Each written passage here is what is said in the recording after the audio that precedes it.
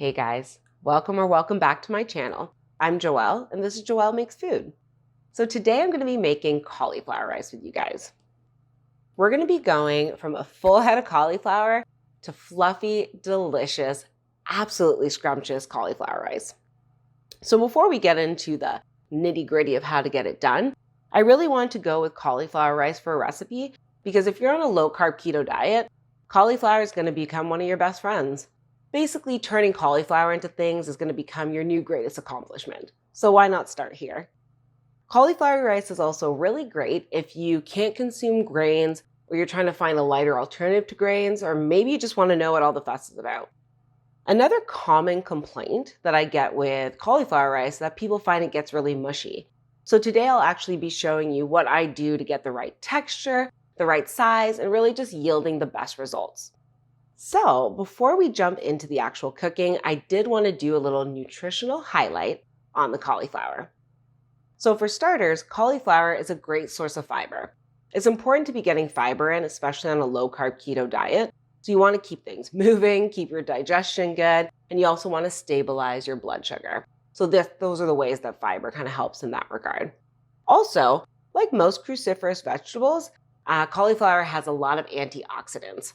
So those are really good for fighting free radicals in the body. Those are things that you just want to incorporate in your diet as a part of having a healthy lifestyle. And then also, this is a really low-carb alternative to using any other kind of base, right? So sometimes when you get into keto replacements, those things still have carbs and calories, just not as much. Whereas cauliflower rice is just very low carb, lots of flavor, lots of fiber. So now that we've gone through all that, let's get started.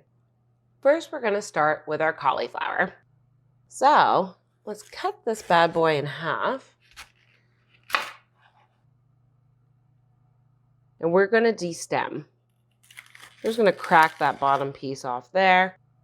Any of this extra greenage, that's all going to go. So now that my cauliflower is trimmed, I'm going to get my cauliflower down to size. Meaning I'm prepping it for the food processor. If you don't have a food processor, you can also take cauliflower quarters and then just start grating them. So that'll also give you the same result. And now we're going to grate our cauliflower. Great, so we finished grating our cauliflower. I chose to go with a medium grate size, so that way when we cook it, it doesn't get too mushy. Now let's head over to the stove. So to get us started, we're going to preheat about 2 heaping tablespoons of coconut oil and a nice big pan.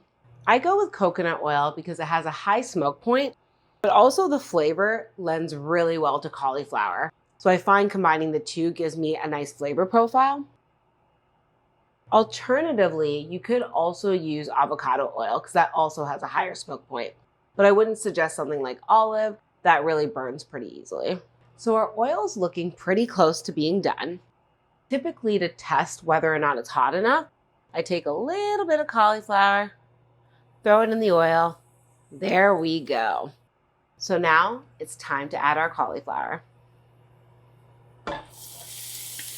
So now that our cauliflower is in the pan, I'm going to be sure to mix it up really nicely to coat all the little cauliflower pieces in coconut oil.